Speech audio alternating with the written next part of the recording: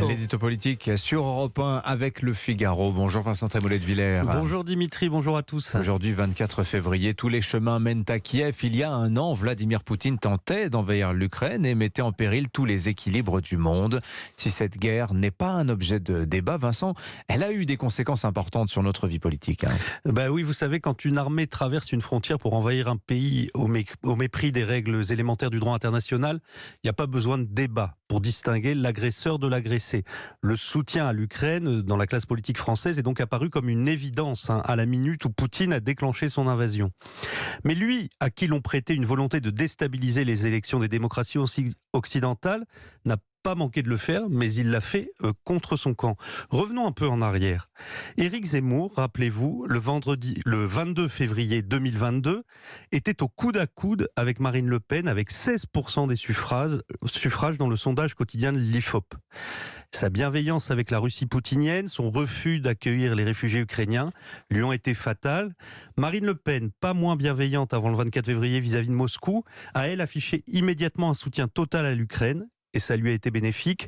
Depuis, la façade du RN est repeinte en jaune et bleu. Alors Marine Le Pen n'a pas encore été à Kiev comme Giorgia Meloni, mais Jordan Bardella applaudit Zelensky au Parlement européen. Il n'y a guère que Jean-Luc Mélenchon, qui par anti-américanisme viscéral reste volontairement en distance. Mais c'est le président de la République qui, malgré lui, fut le principal bénéficiaire de cette non-campagne provoquée par la guerre. La leçon de tout ça, c'est que l'événement historique percute toutes les stratégies. Il résume alors la politique à une seule question.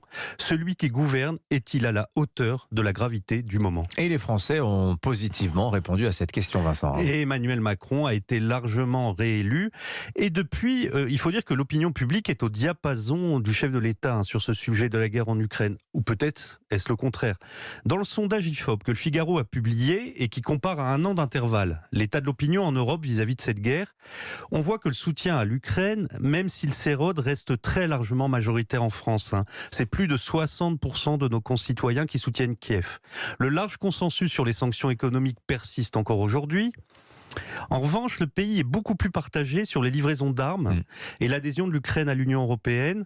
Alors, soutenir l'Ukraine sans devenir co-belligérant et céder à ceux qui voudraient renverser Poutine, les Français ne sont pas loin du point d'équilibre qu'Emmanuel Macron essaye de tenir depuis le début. Pourtant, quand je regarde la courbe des sondages, Vincent, on observe que le chef de l'État est de moins en moins populaire. C'est-à-dire que les Français craignent moins qu'il y a un an l'escalade nucléaire. Mais si le conflit montait en intensité dans les prochaines semaines, nous retrouverions très probablement une large majorité de Français pour soutenir Emmanuel Macron.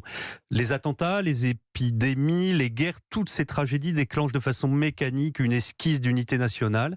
Et puis quand les temps s'apaisent, cela repart aussi vite que c'est arrivé. Puis il y a un autre effet de cette guerre, c'est que depuis un an, les Français ont pris la mesure de notre affaiblissement diplomatique. Les tentatives de négociation du président avec Poutine ont échoué. L'OTAN qu'Emmanuel Macron pensait morte prend toute la place et laisse le rêve de souveraineté européenne du président en jachère. Notre indépendance énergétique a pris le gaz et le charbon de toutes parts. Quant à l'aide militaire, elle a aussi mis au jour la faiblesse de nos stocks. Alors tout ça n'est évidemment pas imputable au seul Emmanuel Macron, mais disons que le retour du tragique de l'histoire est venu nous rappeler que nous y sommes en France, très mal préparé. L'édito politique sur Europe 1. Merci Vincent Trémollet de Villers. À la une du Figaro, l'Ukraine, la guerre qui a changé le monde. 15 pages de reportage d'analyse, c'est un numéro exceptionnel à conserver pour l'histoire. Europe 1